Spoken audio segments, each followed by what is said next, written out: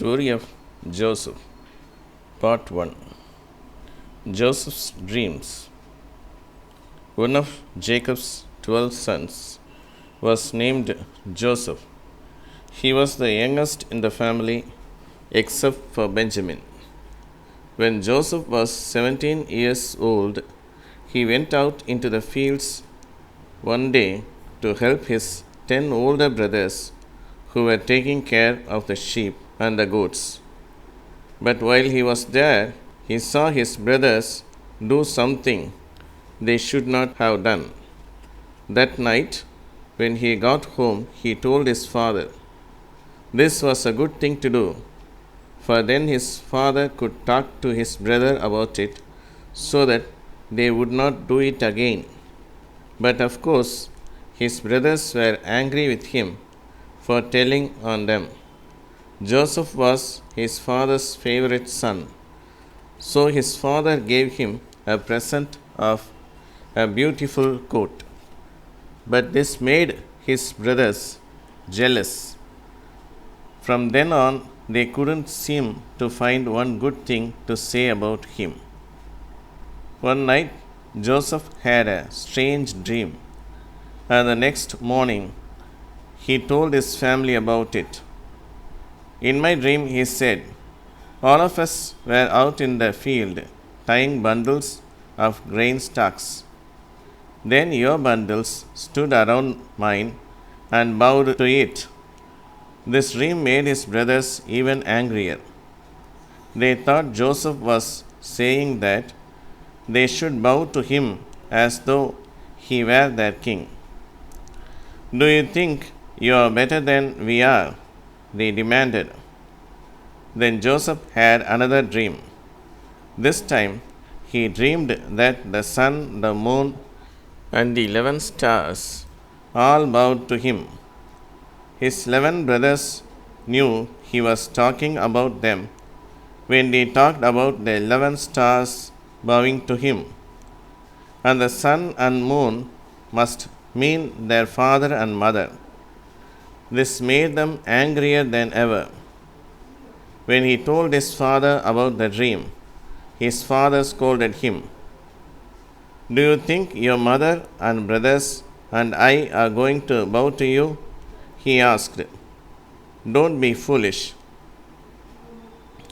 Soon after this, his brothers took their father's flocks to Shechem to find pastures for them there. Shechem was a long way off. It took several days to walk there with the sheep. Not long afterwards, Jacob said to Joseph, go and find your brothers and see how they are getting along and how the sheep are. So Joseph went to find them. But his brothers weren't at Shechem.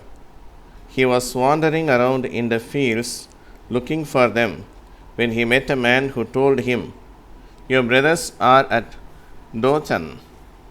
I heard them say that they were going there. So Joseph went on to Dothan.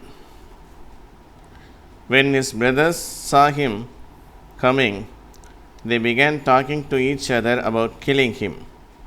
Here comes that dreamer, they said.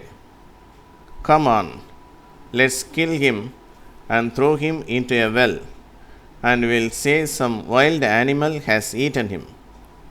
Then we'll see what happens to his dreams. When Joseph's brother Reuben heard them talking like that, he didn't like it at all. He wanted to save Joseph, so he persuaded his brothers to put Joseph into the well without hurting him. Reuben planned to come back after the others were gone and take Joseph out and get him home to his father again. Joseph came, and they grabbed him and took away his beautiful coat and put him into a well that did not have any water in it. Then they sat down to eat their lunches. Just then they saw some men coming along on camels. These men were taking things to the country of Egypt to sell. When Joseph's brother Judah saw them, he said, "Let's sell Joseph to them. We'll get rid of him and get some money too." The other brothers thought this was a good idea, so they pulled Joseph out of the well and sold him for 20 pieces of silver. The merchants put him on a camel and took him far away to the land of Egypt. The brothers killed a young goat and dipped Joseph's coat in the blood. They brought the coat to their father and told him they had found it on the ground. "Is it Joseph's coat?" they asked. Jacob knew it was and began to cry. "Yes," he said, "it is Joseph's coat. A wild animal must have eaten him. Joseph is dead." Then Jacob tore his clothing and dressed himself in sackcloth. Sackcloth is a dark, starchy kind of cloth that people used to wear to show their sadness. Jacob said that he would mourn for his boy all the rest of his life.